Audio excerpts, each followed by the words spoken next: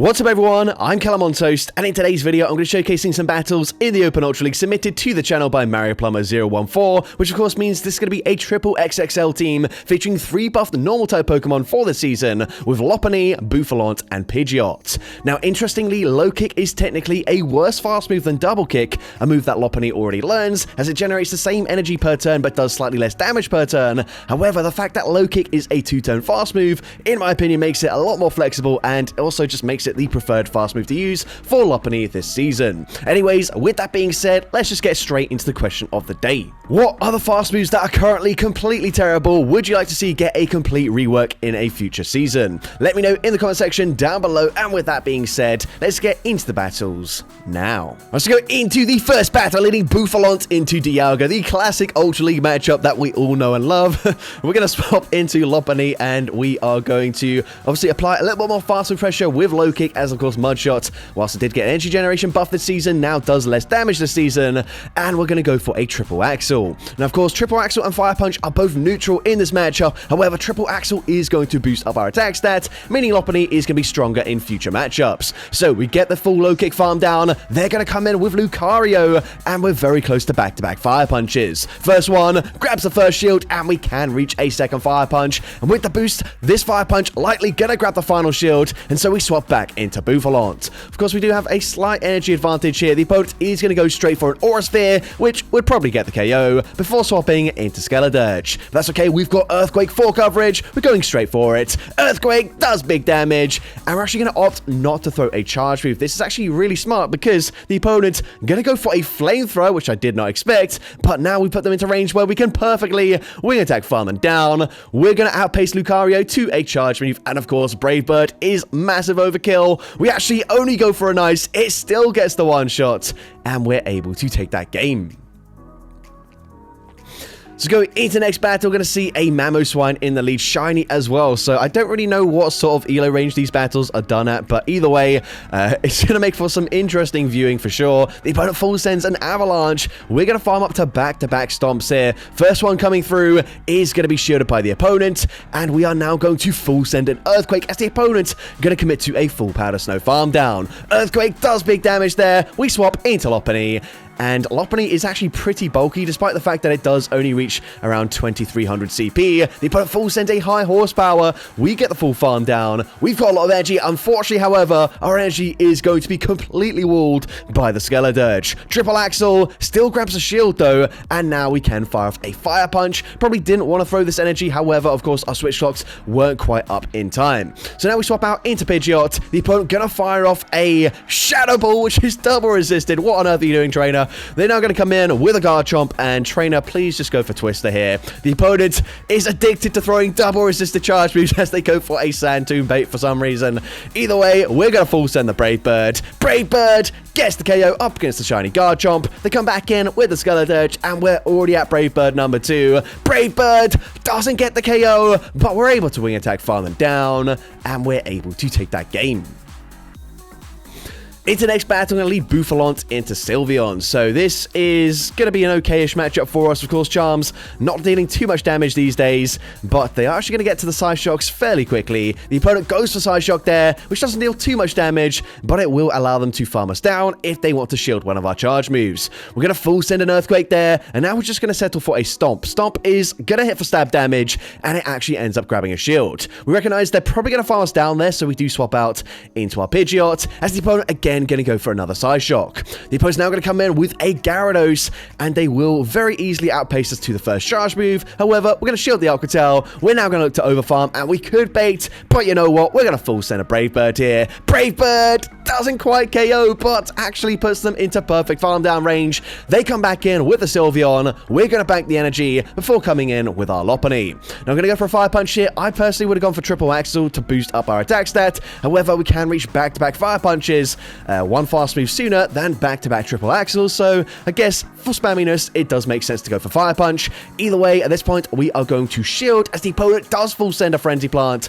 We can now go for a Triple Axle, boost up our attack stat, also for force the opponent to throw their energy pretty much straight away, as the opponent, unfortunately, will get, low kick farm down there. So the opponent goes for Frenzy Plant again. We can come in with a Pidgeot. We're watching out for the opponent to try and snipe with the Sylveon, so we're able to make the catch onto Bouffalant. Side Shot gets the KO. Really nice play there. We can now go for Brave Bird. Of course, we don't need to hit any bubbles. Brave Bird, when it eventually does connect, I think the opponent has just exited out of the app there, gets the KO up against the Sylveon, and we can just wing attack, farm down the Venusaur when it does come back in. I don't understand why people still do this these days. There's literally a top left button for people. If you want to rage quit the last few seconds of the game, literally just press that button. It's so easy to do. But anyways, into the next battle, we're going to see a purified Alolan Ninetales. So we're going to no shield as they fire off the Weather Ball. We're now just going to bank that energy and come in with our Lopunny. Realizing that Stomp and Earthquake aren't really going to deal that much damage in this matchup, they full send a Dazzling Gleam before unfortunately coming in with a Jellicent, a Pokemon that is going to completely wall all of our energy. Yeah, this is a really rough matchup for us. However, of course, Surf, well, they can't go for a Shadow Ball, so Surf might not get the KO here, in which case, maybe our Switch Shot comes back up in time, and we can swap out. Nope, never mind.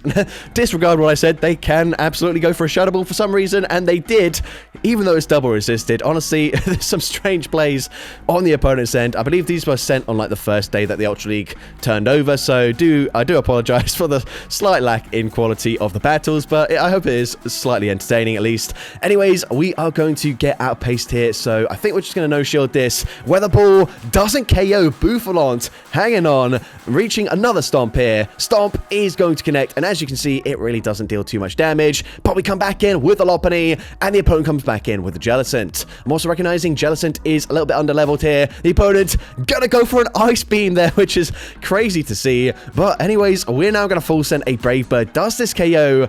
Brave Bird does get the knockout. They come back in, but unfortunately, we're taking big damage from the Powder Snows, but we can now shield here. They fire off the Weather Ball. We are going to swap out. We're able to bank the Brave Bird, and the opponent comes in with a Credilli. Is there still a chance we can win this game here? Triple Axel gonna boost up our attack stat, and unfortunately, we're not able to reach another Triple Axel. The opponent is forced to throw a Rock Tomb, however, and we are resisting Bullet Seeds. Yeah, I don't think we can win this game, unfortunately. We're going to go for the Brave Bird. Brave Bird gets the KO. And yes, one Powder Snow does farm us down, and we don't win that game there, unfortunately, but we made it fairly close. But into the next battle, going to see an Unpheasant on Steel Wing. What the heck are we even seeing right now? We are going to see a Stomp coming through. Stomp going to grab a shield. I'm surprised we're not swapping out of this matchup just because, obviously, Mud Shots are double resisted. They're probably just going to double shield it. Honestly, I don't even know. I mean, they might be on, like, Heat Wave, actually, buff this season. So, let's see. Going to go for another Stomp. The opponent's still not throwing any charge moves at all. Stomp does get them fairly low. What is the opponent going to throw here? The opponent going to go for the Heat Wave. That doesn't KO, which is quite surprising. But we can come in with Lopunny. The opponent going to go for a Sky Attack, which does do a bit more damage. But now we can go for a full low kick farm down. The opponent's going to come in with Clefable, and we can go straight for Triple Axel. Triple Axel going to grab the shield there, which is quite surprising. And now we can go for a second Triple Axel. Of course, we are boosted. It's non-stab. It's not going to do much damage at all. But it does hopefully put them into range where Brave Bird will very comfortably KO. So we're going to shield here as the opponent is going to go for a Meteor Mash. We are now going to look to overfarm in this matchup since they are on Charm. And we can go for a Brave Bird from this range. Brave Bird gets the KO there. They're going to come in with a Barbaracle. Oh my god. We are going to go for another Brave Bird here. We are at least resisting the Mud Slap damage on their end. We're going to swap out. We try to catch like a Cross Chop or something. Doesn't work out for us. However, we've seen already Brave Bird is going to pretty much two-shot them. So we're going to shield this. They go for a Razor Shell there. What on earth? Okay, well, we have no shields remaining. Razor Shell doesn't get the KO there. We're now going to full send another Brave Bird. This should get the knockout from this range. We take out the Barbaracle, and we're able to take that game. Into next battle, Bouffalant into a Galarian Stunfisk. So this is a bit of a blast from the past, but of course, Stunfisk getting buffed this season and in previous seasons as well when Rockslide did get buffed again. Either way, we're going to go for Earthquake. Earthquake is going to deal substantial damage there. However, I don't think it's going to put them into range where we can just settle for Stomp. So let's see, are we going to go for Stomp or will we full send another Earthquake? No, we're going to go for a Stomp here. Stomp won't get the KO here, and the opponent is actually going to call that, but likewise, they also just go straight for a Rock Slide. We're going to shield, and that sets up a perfect Mud Shot farm down. Now, the opponent comes in with their own spammy mud shot normal type user in the form of Greedent. We can go for back-to-back stomps here, and the opponent is eventually going to get quite low, so we're now going to swap into our Pidgeot, not allow a huge farm down, as the opponent goes for a Trailblaze bait there for some reason. I mean, I know they want to boost up their attack stat, but that doesn't make an awful lot of sense. They now go for Crunch there. They drop out of Fence as well. Either way, we're just going to full send a Brave Bird. We are running Feather Dance. We've not actually thrown it at all in this video, which I don't mind because I do think Feather Dance is quite a annoying move to use. Either way, we're now going to shield in this matchup here, as the opponent is going to full send a Dynamic Punch. Okay, now that I mentioned it, we are finally going to bait with a Feather Dance here. Feather Dance is going to be shielded, and of course does debuff their attack stat, and we're able to swap out and catch the charge move. Dynamic Punch gets the KO there. We're now going to come in with Lopunny, and of course, they are double debuffed in their attack stat. We have no shields, but Dynamic Punch isn't actually going to deal that much damage now, and we can start looking to boost up our attack stat. But likewise, Low Kick, it doesn't matter if we boost up our attack stat, we are not doing any fast move pressure whatsoever. The opponent, once again, going to go for another Dynamic Punch. Dynamic Punch gets us into the red health range, and now we're going to go for a Fire Punch. Fire Punch, gonna grab the final shield. We can swap back into Pidgeot, and we can outpace him to a Brave Bird. Again, we're not gonna hit the bubbles. Brave Bird actually doesn't KO. I guess that's just a little bit of a BM there, but either way, we're able to farm them down and take that game. It's the next battle, tricky lead matchup for us, as we're going to see a Poliwrath, except they're on Bubble and not on Mudshot. Then I'm going to come in with a Shadow Claw Typhlosion. Okay, well, that's pretty good for us. We full send the Brave Bird, and we can definitely just shield once and then go for a full farm down. The opponent is, of course, going to go for Thunder Punch there, which would have probably taken us out there after a 3-stage debuff to our defense. But either way, we're going to go for another Brave Bird here, not messing around. Brave Bird going to be shielded, and now we swap into our Bouffalante. The opponent's going to come back in with their Bubble Poliwrath. We're going to no-shield the first move. The opponent goes for a power-up punch there, which really doesn't deal that much damage. We can now go for a Stomp. Stomp is also not going to deal too much damage here, but honestly, it's going to be alright for us. We can go for another Stomp. Stomp, again, going to be no-shielded, and the opponent likely going to go for another power-up punch. Now, we can still no-shield this. They're not going to be able to Bubble Farm us down, but we will swap back into Pidgeot. And at this point, are we finally going to shield? No, we're not going to shield. They still go for another power-up punch before swapping into Giratina. We're going to shield as they go for an Ancient Power, and now we are going... I don't actually know what move we clicked on here. We're going to go for a Feather Dance. Feather Dance grabs a shield. It debuffs their attack stat, and unfortunately still not quite able to reach another Brave Bird here. But Ancient Power gets the KO. We can come in with Lopunny, and we are unfortunately hitting for double resisted fast move pressure, as the opponent is going to go for a Dragon Claw, but since they were debuffed there, it doesn't do too much damage. We swap out. We make the perfect catch. However, again, I don't think we really needed to, as Power Punch wouldn't do too much damage there, but we get the farm down. We come out with a Stomp. I mean, I don't know why we didn't bother throwing there. Of course, yes, that is double resisted damage. However, any chip damage probably helps us at this point. As you can see, the next triple axle probably just barely doesn't quite get the KO there, and Stomp might have put them into range where it does take them out. But I think we should be fine anyways. One more low kick, gets the farm down, and we're able to take that game. It's the next battle. We're going to see Goodra in the lead. So this is going to be a neutral matchup here. The opponent, of course, not going to have stab charge moves, but Stomp, not exactly the hardest hitting charge move ever either. So Stomp going to come through, and you can see, yeah, it really doesn't do much damage at all. We will need at least 3 Stomps to get the KO here, probably even more, but they actually full send a Draco Meteor, which we shield. But then they catch an Earthquake onto Galissapod. That is really unfortunate for us. That is resisted damage. But now we can come in, hard punish with the Pidgeot.